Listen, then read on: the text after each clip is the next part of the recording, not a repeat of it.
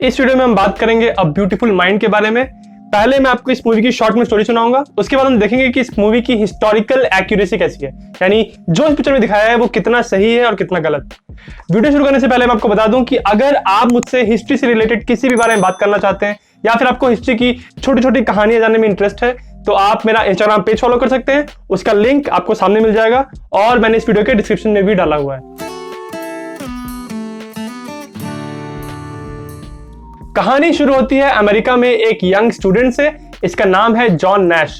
ये Princeton university में पढ़ता है। प्रिंसटन यूनिवर्सिटी दुनिया की टॉप यूनिवर्सिटीज में से एक मानी जाती है। वहां पे पढ़ाई कर रहा था पर वो क्लासेस अटेंड ही नहीं करता था। उसको लगता था कि क्लास में जाना उसका टाइम वेस्ट है और उसके टीचर का टाइम वेस्ट है और कुछ भी फायदा नहीं हो रहा उसको।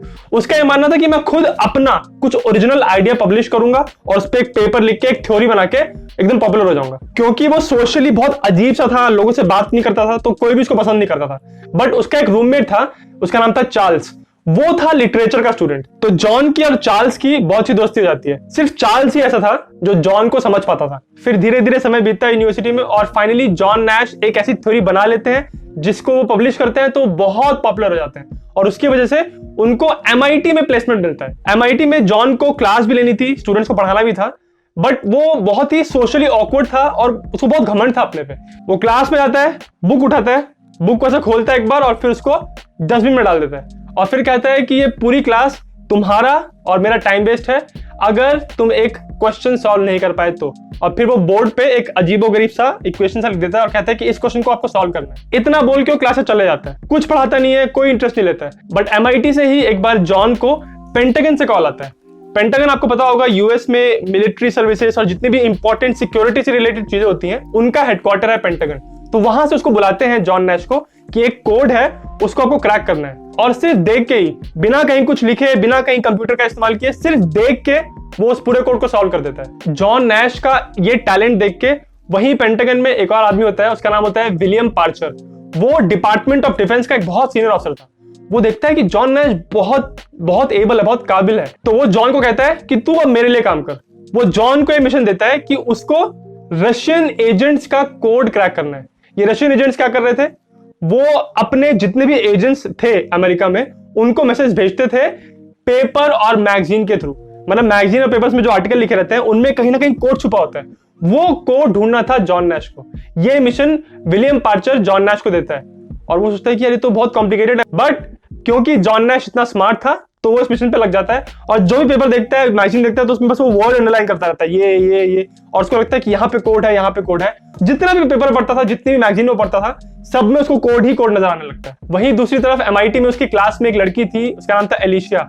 उससे इसका अफेयर चलने लगता है, दोनों को प्यार होता है आपस में और फिर एलिशिया से जॉन की शादी हो जाती है। एलिशिया से शादी होने के बाद जब एलिशिया प्रेग्नेंट हो जाती है तब जॉन नैश विलियम के पास जाता है और वो कहता है कि अब मैं यार इतना काम नहीं कर सकता क्योंकि अब मेरे पे बहुत जिम्मेदारी आ गई है, एलिशिया प्रेग्नेंट हो गई है और इस काम में बहुत खतरा लग रहा है मुझे, तो मैं नहीं करूंगा।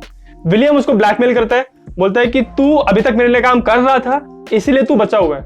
अगर तूने मेरे लिए काम करना बंद कर दिया तो जितने भी रशियन एजेंट्स हैं जिनके तू कोड क्रैक करके मेरे पास ला रहा है उन सबको मैं तेरी इंफॉर्मेशन दे दूंगा और फिर वो तेरे पे हमला करेंगे, फिर मेरी जिम्मेदारी नहीं है। इसी बात से डर के, मजबूर होके जॉन नैश फिर से विलियम पार्चर के लिए काम करने लगता है। इसी बीच उसको चार्ल्स, उसके जो कॉलेज का रूममेट था, वापस मिलता है। इस बार वो अपनी नीस से भी उसको मिलवाता है, जो 8-9 साल की एक बच्ची थी, उससे भी मिलवाता है उसको।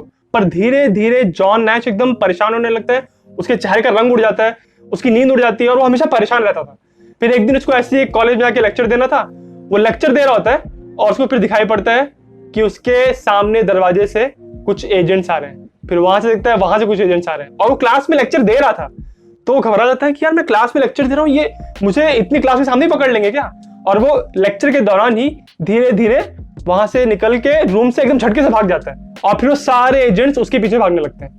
फाइनली वो जॉन नैश को पकड़ लेते हैं। ये सब हो रहा था भरे दिन के उजाले में।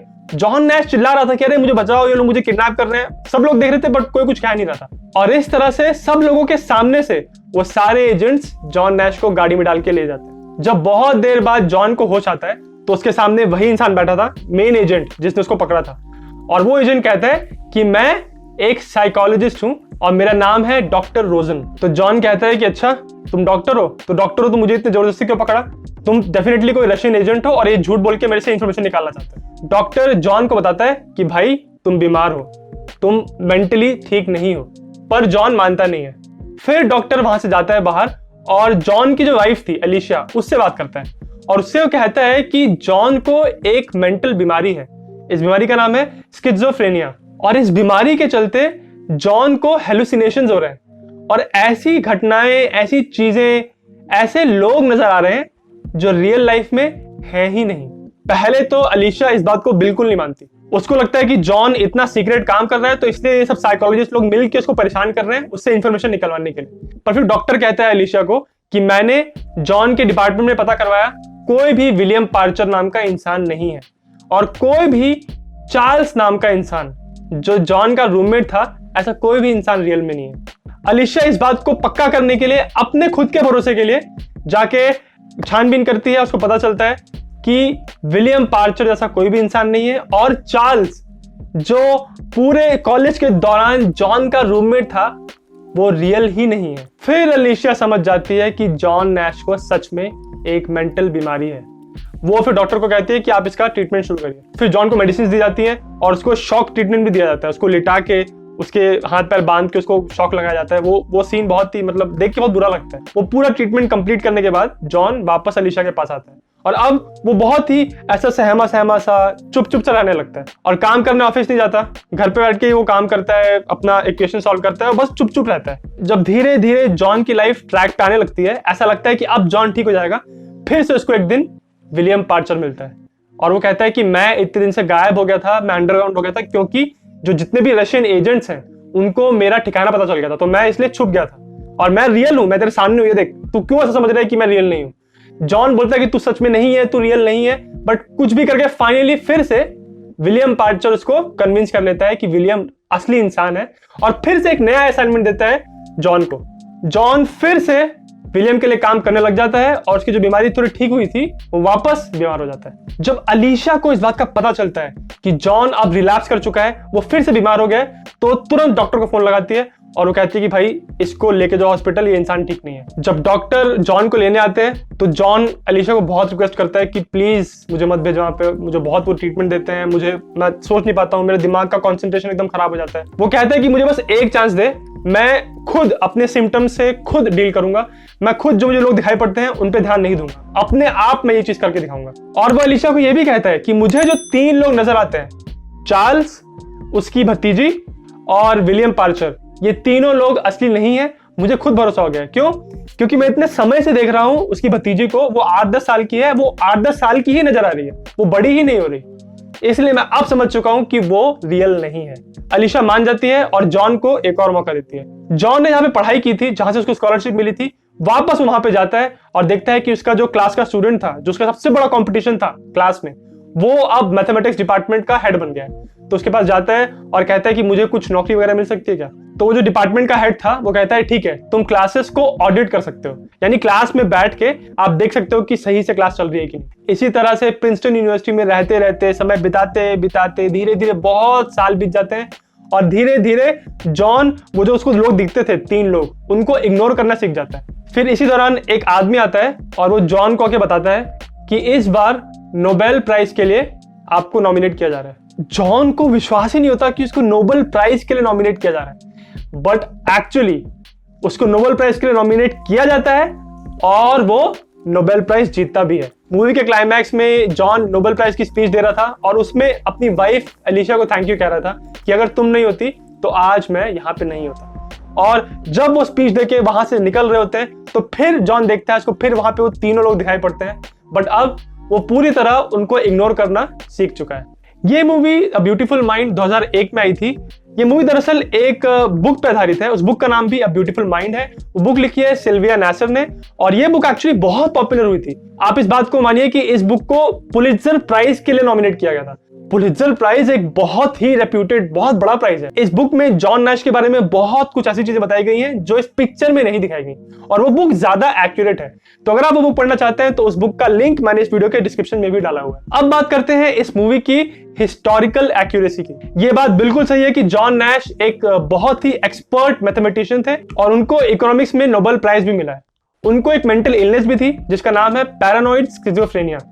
इस बीमारी में पेशेंट को बहुत सारी ऐसी चीजें दिखाई पड़ती हैं, बहुत सारे लोग ऐसे दिखाई पड़ते हैं जो रियलिटी में नहीं होते, पर उस पेशेंट को वो लोग इतने रियल लगते हैं कि उनको लगता है कि उनकी लाइफ का वो हिस्सा है, और इसीलिए वो ऐसा बर्ताव करते हैं, ऐसी उनकी हरकतें रहती हैं जो आपको नॉर्मल बिल्कुल नहीं लगेंगी। इन बातों के अलावा अगर इस मूवी की हिस्टोरिकल एक्यूरेसी के बारे में बात करें तो बहुत सारी ऐसी चीजें हैं जो इस मूवी में उन्होंने या तो दिखाई ही नहीं है या तो उन्होंने पूरी तरह चेंज कर दिया। तो चलिए ऐसी ही कुछ चीजों को पॉइंट वाइज देखते हैं।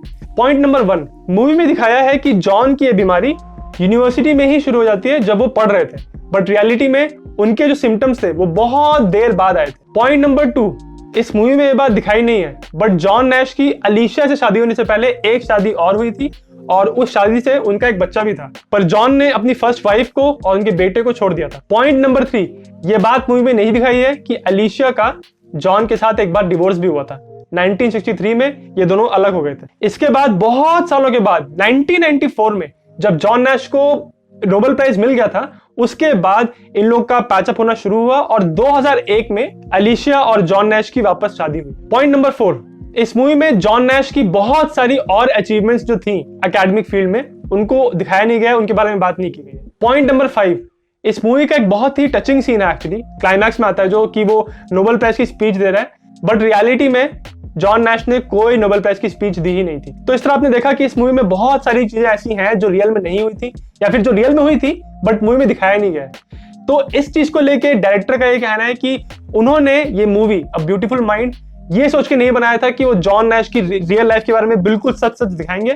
डायरेक्टर का ये कहना था कि उनका ये मकसद था कि वो जॉन की लाइफ का एक रफ पिक्चर पेंट करें और दिखाएं कि जो स्किज़ोफ्रेनिया के पेशेंट्स होते हैं उनकी लाइफ कितनी मुश्किल हो सकती है, क्योंकि उनको ऐसे लोग उनके आसपास हैं जिनके साथ उन्होंने इतने साल बिताए हैं, इतना क्लोज आ गए हैं, उनके बेस्ट फ्रेंड बन चुके हैं, और सडनली उनको पता चलता है कि वो इंसान एग्जिस्ट ही नहीं करता। तो ये एक बहुत ही बड़ा मेंटल चैलेंज होता है और इन सब बातों को वो डायरेक्टर अपनी पिक्चर के थ्रू दिखाना चाहते थे। इस मूवी को बहुत क्रिटिकल एक्लेम मिला था, इस पिक्चर को एक्चुअली ऑस्कर भी मिले। मैं इस मूवी को स्कोर दूंगा 7 आउट ऑफ 10। मुझे पर्सनली इस मूवी में रसल क्रो जिन्होंने जॉन की एक्टिंग की है, उनका किरदार, उनकी परफॉर्मेंस बहुत ही उम्दा, बहुत ही अद्भुत लगी। और भी कमाल की बात यह है कि रसल क्रो को इस किरदार में कास्ट करने से पहले टॉम क्रूज, जॉन ट्रावोल्टा और ब्रूस विलिस जैसे बड़े बड़े एक्टर्स को भी कंसीडर किया गया था ये रोल करने के लिए, बट फाइनली रसल क्रो को ये रोल मिला और उन्होंने बहुत ही कमाल का काम किया इस पिक्चर में। इस पिक्चर को काफी ऑस्कर भी मिले थे, इंक्लूडिंग बेस्ट मूवी और बेस्ट डायरेक्टर का ऑस्कर। अलीशिया का जिन्होंने रोल प्ले किया है जेनिफर कॉनेली, उनको भी बेस्ट सपोर्टिंग एक्ट्रेस का ऑस्कर मिला था, बट रसल क्रो को बेस्ट एक्टर का ऑस्कर नहीं मिला। और इस बात से बहुत लोग हैरान होते हैं कि क्यों नहीं मिला, इतनी अच्छी एक्टिंग तो की थी यार। हालांकि इस पिक्चर को मैंने 7 आउट ऑफ 10 स्कोर दिया, पर जिस बुक पे ये पिक्चर आधारित है अ ब्यूटीफुल माइंड, वो बुक दरअसल बहुत ही कमाल की है। उस बुक में ऐसी बहुत सारी चीजें उन्होंने बताई हैं जॉन की लाइफ के बारे में जो पिक्चर में उन्होंने नहीं दिखाया, तो आप बुक जरूर पढ़ सकते हैं। तो अगर आपको जॉन की लाइफ के बारे में जानना है, जो उन्होंने डिस्कवरीज की, जो उनकी पर्सनल लाइफ कैसे गुजरी, जिस बीमारी से वो गुजरे, इसके बारे में अगर और जानना है तो आप ये बुक जरूर पढ़िए। इस बुक का लिंक मैंने इस वीडियो के डिस्क्रिप्शन में भी डाला हुआ है, आप उस लिंक पे जाके वो बुक ले सकते हैं। अगर आपका कोई भी सवाल या फीडबैक हो तो मुझे कमेंट्स में जरूर बताइएगा। अगर आपको वीडियो अच्छा लगा तो मेरे चैनल जिज्ञासियम को सब्सक्राइब करना ना भूलें।